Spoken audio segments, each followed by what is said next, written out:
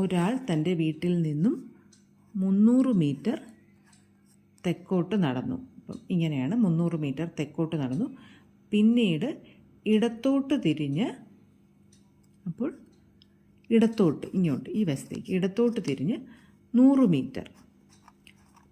Metre പോയ ശേഷം വലത്തോട്ട്, അപ്പം വീണ്ടും താഴോട്ട് വലത്തോട്ടേക്ക് തിരിഞ്ഞ് 200 മീറ്റർ സഞ്ചരിച്ച് വീണ്ടും വലത്തോട്ട് തിരിഞ്ഞ് 100 മീറ്റർ. അപ്പോൾ ഇവിടെ നിന്നും വീണ്ടും വലത്തോട്ട് എന്ന് പറയുമ്പോൾ നേരത്തെയുള്ള ആ 100 സമാന്തരമായി 100 മീറ്റർ നടന്നാൽ അയാൾ വീട്ടിൽ നിന്നും ഏത് ദിശയിൽ എത്ര അകലെയാണ്? അപ്പോൾ 100ഉം 200ഉം കൂടി കൂട്ടിയാൽ 500 മീറ്റർ തെക്ക്. ഓപ്ഷൻ ഡി, 500 മീറ്റർ തെക്ക്.